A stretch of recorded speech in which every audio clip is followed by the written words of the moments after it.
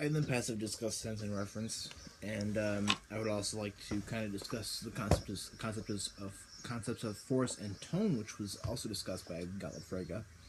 Um, Gottlob Frege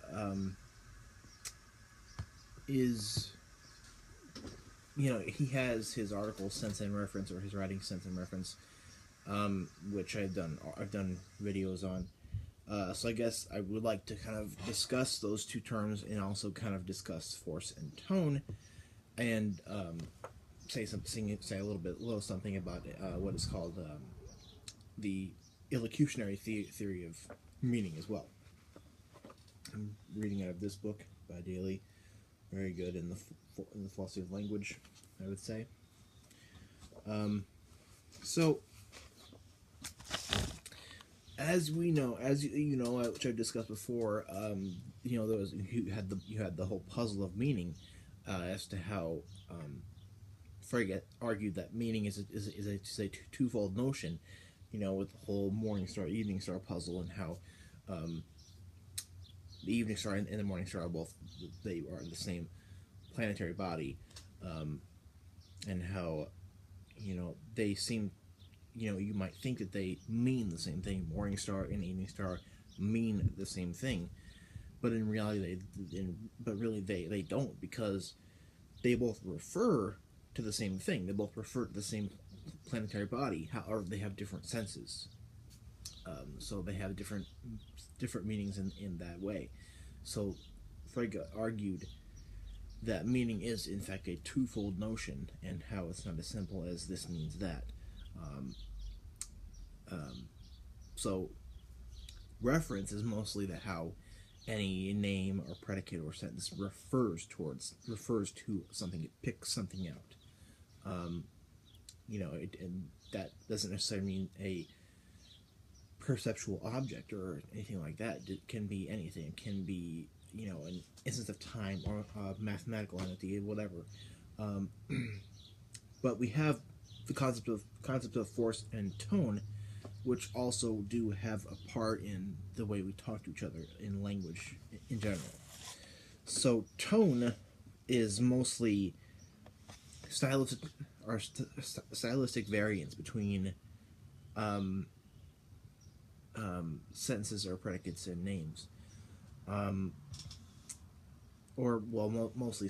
mostly sentences, because sentences can be put differently or written differently and said differently, and that has to do with nuances. Logic itself doesn't really capture nuances. You can take two sentences that have the same sense and the same reference, but it can be written differently and can have different tones, thus different nuances. The logic of each sentence, if you were to translate that into predicate logic, it would be the same expression, but we have different stylistic variants between them too. So we have one sentence which says it was a dark, stormy night. Rain fell in torrents. So it was just saying that's basically what it was saying. Rain fell in torrents. It was a very dark, stormy night. You could also say one night there was a storm and it rained heavily. They have the same reference in the same sense, but they are stylistically different. Thus, they have different tones. That's kind of what tone is: stylistic variance between sentences. So, in that way, meaning can differ very minimally. Force, in my opinion, is something that can really change meaning. Force is something that is kind of looked at by people like Austin, and even people like John Searle, people who look at meaning and having to do with speech acts or performative utterances. Force is the level of utterance. There's the distinction between the content of a sentence and the judgments, which Frege discussed in his Begriffsschrift.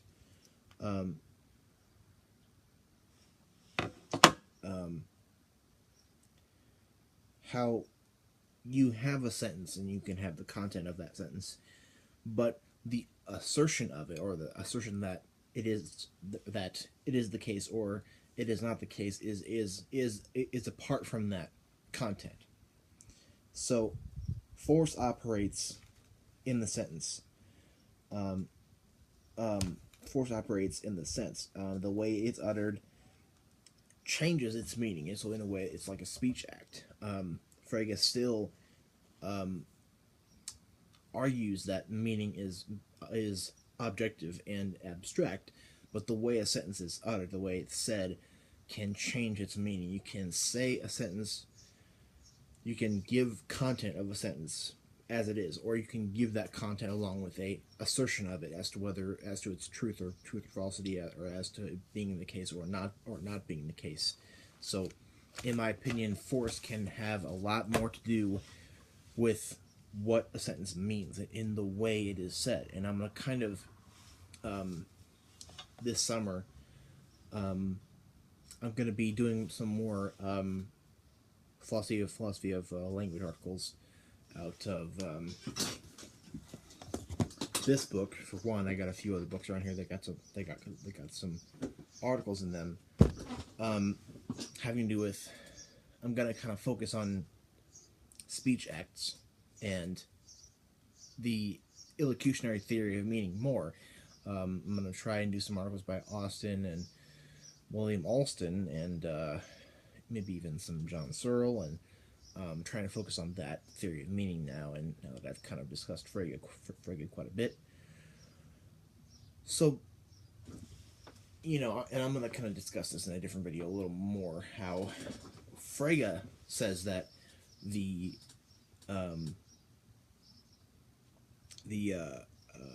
meaning of a sentence has to do with the combination of each expression contained within. So the meaning, or the sense and the reference that each predicate and name in that sentence has, combines to make another sense and reference of that sentence. That's compositionality. And also, meaning is a objective thing. Has nothing to do with this. It has something to do with how you say it, but names and predicates and sentences have objective meanings that can only be somewhat changed by force and also tone. While a illocutionary theory of meaning says that meaning comes from the performative utterance, or some version of that, saying that meaning comes from the way something is said.